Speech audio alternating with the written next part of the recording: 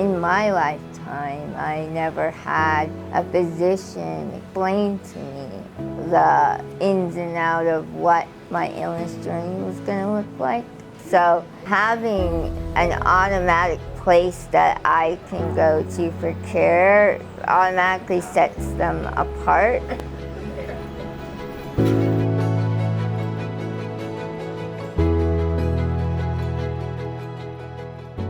So I was born with a genetic skin condition called epidermolysis bullosa. I have the recessive dystrophic form. Basically, it just means that my body doesn't produce enough of the glue that holds the layers of skin together. So my skin comes off easily with any kind of friction. Doctors aren't generally willing or they necessarily want to take the time that's necessary to care for me.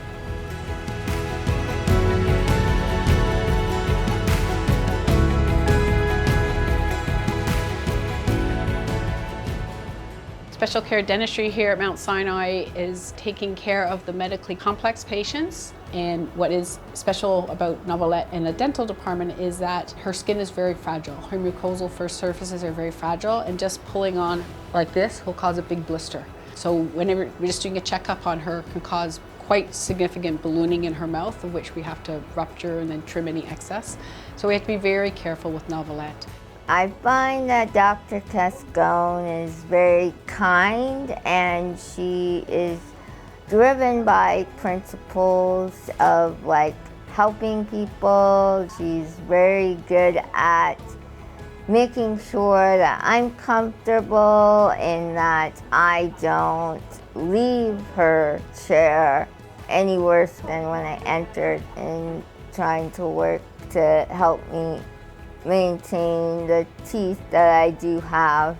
We have to book much longer appointment times because we have to do things a little bit at a time, give her a break as well. We have to let her suction in such a way to get stuff out of her mouth that she will spit into the little straw. Not let the straw in her mouth. We Vaseline everything. Everything's very slippery. I go through about 5 sets of gloves because eventually I can't grab into anything because it's all falling apart. Without doing that, it would abrade it much more. It's really important to be mindful that anything we do can cause her grief.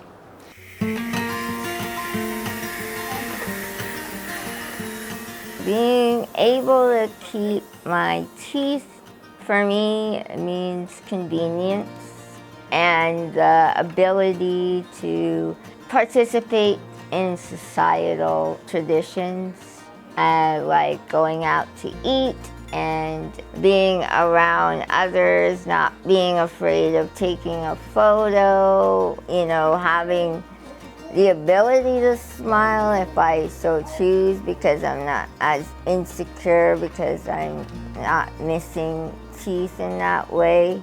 A program that looks after special needs patients is so important anywhere because these folks have a hard time accessing care.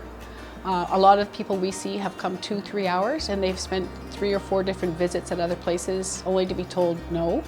And so once they come here, they will never be told no. They will never have to go elsewhere.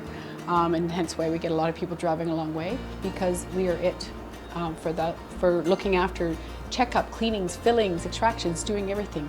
There will be lots of other places that are doing it, but for the more medically complex, many of them are coming here.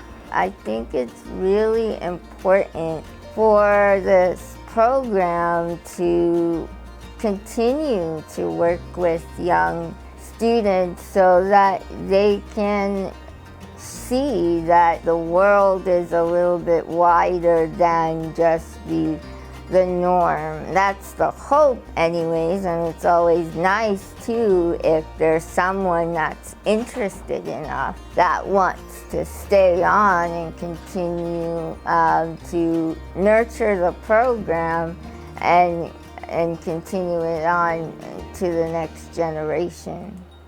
As the expansion and awareness of the program happens, there's a hope that we can expand with a fellowship, to have a fellowship in special care, so we can have others that can take on this torch. We have such a wonderful team here at Sinai already, but I've been here 35 years, and so, everyone else here is aging as well. So training the next generation to take over that, because it's not like, all of a sudden there'll be fewer numbers. There won't be fewer numbers, right? And so we need to train people so we can take care of these folks in a proper manner.